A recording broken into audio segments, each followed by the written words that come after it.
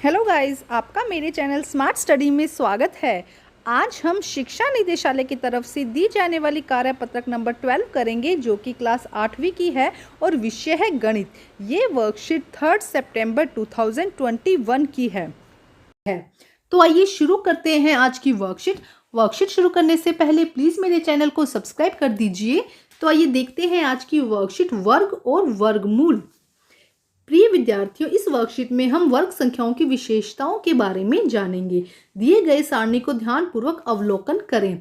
तो आइए देखते हैं बेटा सारणी में क्या दिया गया है। ये देखो यहाँ पे दी गई है संख्या, इसका गणितीय रूप और इसका वर्ग निकाला गया है। जैसे कि 1 का वर्ग होता है 1, इसी तरह 2 का वर्ग, 2 का वर्ग मतलब कि 2 को 2 से जब गुना करते हैं तो आंसर क्या आता है 4। इसी तरह 3 का वर्ग देखो 9 होता है, 4 का 16, 5 का 25, 6 का 36, 7 का 49, 8 का 64 और 9 का 81। ठीक है, आगे देखते हैं 11 का वर्ग क्या होता है बेटा 121, 12 का 144, 13 का 169, 14 का 196, 15 का 225, 16 का 256, 17 का 289, 18 का 324 और 19 का 371। तो देखो बेटा यहाँ पे ये जो अगर आपकी मैथ्स आपको अच्छी करनी है तो आपको 1 से लेकर 20 तक के वर्ग या 25 तक के वर्ग आपको बहुत अच्छे से याद करने होंगे। इनको जब आप बार बार प्रैक्टिस करेंगे तो आपको बहुत इजी लगने लग जाएंगे ये। तो देखिए अभी हमने जो अवलोकन, देखो हमने क्या देखा इसके अंदर कि वर्ग संख्याओं में इकाई के स्थान के अंक को अवलोकन करने के पश्चात हम पाते हैं कि सम संख्याओं का वर्ग सम संख्या होती है। जैसे देखो दो सम संख्या है बेटा, तो 2 का वर्ग क्या है 4, इसी तरह 4 का वर्ग है 16, 6 का वर्ग है 36 और 8 का वर्ग है 64। जितनी भी सम संख्याएं होती है जैसे 144 देखो, 196, 256 और 324, जितनी भी सम संख्याएं होती है उनका वर्ग क्या होता है सम संख्या। विषम संख्याओं का वर्ग विषम संख्या होता है और इसी तरह विषम संख्याओं का वर्ग भी क्या होता है विषम संख्या होता है। यह पैटर्न सभी के लिए लागू होता है। जितनी भी संख्याएं आप आगे तक लेके जाएंगे यह पैटर्न जो है वो सभी के लिए लागू होता है। अब यहाँ पे क्वेश्चन दिए रिक्त स्थान को भरें। तो आइए देखते हैं क्या क्वेश्चन दिया गया बेटा। हमें यहाँ पे वर्ग निकालना है। तो 31 का वर्ग क्या होता है, हम क्या करेंगे बेटा 31 गुना 31, तो कितना होता है बेटा 31 गुना 31 961। तो देखो यहाँ हमने देखा यहाँ पे क्या है विषम संख्या है और यहाँ पे भी क्या आया है विषम संख्या।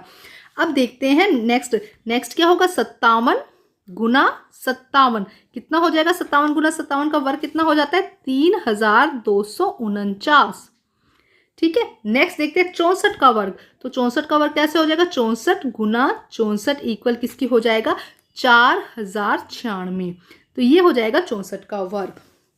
ठीक है स्टूडेंट, इस क्वेश्चन को आप करके देखिएगा, मल्टीप्लाई करके देखिएगा। ठीक है, अब हम करते हैं नेक्स्ट। देखिए क्या लिखा गया है वर्कशीट में। किसी संख्या के अंत में जितने शून्य होते हैं तो वर्ग करने पर उस संख्या के अंत में दुगने शून्य आ जाते हैं। तो देखिए जितने भी शून्य अगर किसी संख्या के अंत में है तो वर्ग जब हम करते हैं तो उससे दुगने शून्य हो जाते हैं। जैसे कि 10, अगर 10 का हम वर्ग करते हैं तो यहाँ पे क्या आ जाएगा बेटा 10, यहाँ पे 1 0 है तो उससे दुगनी क्या हो जाएगी 2 0 हो जाएंगे। अब जैसे कि 200 दिया गया है तो 200 में देखो कितनी जीरो है 1 0, 2 का वर्ग क्या हो गया 4 और यहाँ पे कितनी जीरो है 2 0 है, तो अब यहाँ पे कितनी जीरो हो जाएंगी 4 0। तो ये हो जाएगा 200 का वर्ग। इसी तरह 300 का वर्ग यहाँ पे दिया गया है। देखिए 300 का वर्ग निकालेंगे तो कितना हो जाएगा 9, यहाँ पे कितनी है 2 0, तो हम कितनी कर देंगे 2 की दुगनी क्या हो जाएगी 4 0। इसी तरह देखो 8000 यहाँ पे दिया गया है 8000 का वर्ग। तो 8000 का वर्ग देखो यहाँ 64 आ गया, यहाँ पे कितनी जीरो है 3, 1 2 3, हम उससे दुगनी कर देंगे कितनी हो जाएगी 6। तो ये हो जाएगा 8000 का वर्ग। ठीक है स्टूडेंट, तो आज हमने देखा कि किस तरह वर्ग और वर्गमूल निकाले जाते हैं। आगे देखते हैं क्या दिया गया है वर्कशीट में बेटा। वर्ग संख्या की अन्य विशेषता को जानते हैं कि दो वर्ग की संख्याओं के बीच में कितनी संख्या या प्राकृत संख्या है जो वर्ग नहीं है। तो देखिए बेटा यहाँ पे ये बहुत इंपॉर्टेंट क्वेश्चन है, इसे हम देखते हैं जरा इसमें क्या बताया गया है। तो आइए देखते हैं बेटा वर्ग संख्या की अन्य विशेषता, दो वर्ग संख्याओं के बीच में कितनी प्राकृत संख्याएं हैं जो वर्ग नहीं है। इसे निकालने के लिए देखो क्या कैसे किया जाता है बेटा। दी गई संख्या जैसे कि 0 और 1 संख्या दी गई, इन दोनों के बीच में कितनी वर्ग संख्याएं हैं। तो देखो हम सबसे पहले और सबसे आखिर की संख्याओं का वर्ग निकालते हैं। तो 0 का वर्ग और 1 का वर्ग, 0 का वर्ग कितना होता है बेटा 0 होता है और 1 का वर्ग कितना होता है 1 होता है। तो हमने क्या किया, 1 माइनस 0 करके उसमें से हमें 1 घटाना है, तो कितना आया 0। इसका मतलब है कि 0 और 1 के बीच में कोई भी ऐसी संख्या नहीं है जो वर्ग ना हो। ठीक है, अब हम सेकंड देखते हैं, इसका सेकंड से हमें समझ में आएगा कि 1 की स्क्वायर और 2 की स्क्वायर, 1 का वर्ग और 2 के वर्ग में ऐसी कितनी संख्याएं हैं जो जिसका वर्ग नहीं है, जो वर्ग नहीं है। तो देखो 1 और 2 के बीच में कितनी संख्याएं हैं, तो इसके लिए क्या किया जाएगा, 1 का वर्ग कितना होता है 1 और 2 का वर्ग कितना होता है 4। तो हम क्या करेंगे, 4 में से 1 को माइनस करके -1 कर देंगे। 4 की जो बड़ी संख्या है उसमें से, उसके वर्ग में से छोटी संख्या के वर्ग को माइनस करेंगे। ये याद रखना, बड़ी संख्या के वर्ग में से छोटी संख्या के वर्ग को माइनस करके उसमें से 1 माइनस करेंगे। तो 4 में से 2 गए, 4 में से 1 गया तो कितना बचा 3, 3 में से जब हमने 1 घटा दिया तो कितना बचा हमारे पास में 2। तो 1 और 2 के बीच में, 1 के वर्ग और 2 के बीच में 2 ऐसी संख्याएं आती है जो वर्ग नहीं है। तो देखो हम इसे समझते भी हैं, देखो 2 और 3, तो देखिए क्या आया कि 2 का वर्ग, 2 एक वर्ग नहीं है और 3 भी एक वर्ग नहीं है। यहाँ पे ये बात समझनी कि 2 का वर्ग नहीं पूछा है उसने पूछा है कि क्या कोई ऐसा नंबर है जिसको आपस में मल्टीप्लाई करके हम 2 बना सकते हैं, तो नहीं बेटा, 3 भी ऐसा एक संख्या है जो कोई वर्ग नहीं है। आगे देखते हैं इसको क्वेश्चन में, देखो 2 के वर्ग और 3 के वर्ग में क्या कोई ऐसी संख्या है जो वर्ग ना हो। तो देखो हम देखते हैं, इसे समझते हैं। 2 का वर्ग कितना होगा 4 और 3 का वर्ग कितना होगा 9। तो हमने 9 में से 4 को माइनस किया और हमने 1 माइनस किया, तो 9 में से 4 माइनस करेंगे तो कितना आएगा 5। 5 में से हमने 1 माइनस किया तो कितना आएगा 4। तो 2 के वर्ग मतलब 4 और 9 में से, 2 के वर्ग और 3 के वर्ग में से कितनी ऐसी संख्या, 4 ऐसी संख्याएं हैं जो वर्ग नहीं है। तो देखो 5 किसी का वर्ग नहीं है, 6 भी किसी का वर्ग नहीं है, 7 भी किसी का वर्ग नहीं है, 8 भी किसी का वर्ग नहीं है। देखो 2 गुना 2 का वर्ग क्या हुआ 4, उसके बाद 3 का वर्ग कितना हुआ 9। ठीक है, तो इन दोनों के बीच में कितनी संख्याएं हैं, इन दोनों के बीच में 4 ऐसी संख्याएं हैं जो किसी का वर्ग नहीं है। बेटा छोटे नंबरों में तो हम ये आसानी से निकाल देते हैं कि हमें पता चल जाता है, लेकिन जब नंबर बड़े हो जाते हैं तब हमें ये फॉर्मूला यूज करना पड़ता है। अब हम ऐसे ही नेक्स्ट है, देखो 3 के वर्ग और 4 के वर्ग के बीच में ऐसी कौन सी संख्याएं हैं जो वर्ग नहीं है। तो हम इसे सोल्व करते हैं। देखो यहाँ पे 4 का वर्ग कितना हो जाएगा 16 और 3 का वर्ग कितना हो जाएगा 9। में से हम 1 को घटा देते हैं तो कितना आएगा, देखो यहाँ पे आएगा 7, 7 में से 1 गया, हमारा बचा 6। मतलब 3 के वर्ग, 3 का वर्ग कितना है 9 और 16 के बीच में ऐसी 6 संख्याएं हैं जो वर्ग नहीं है। देखो 10 भी किसी का वर्ग नहीं है, 11, 12, 13, 14, 15 ये सब किसी के वर्ग नहीं है। 3 का वर्ग है, सॉरी 3 का वर्ग है 9 और 4 का वर्ग है 16। तो इनके बीच में कितनी ऐसी संख्याएं हैं, इनके बीच में 6 ऐसी संख्याएं हैं जो किसी का वर्ग नहीं है।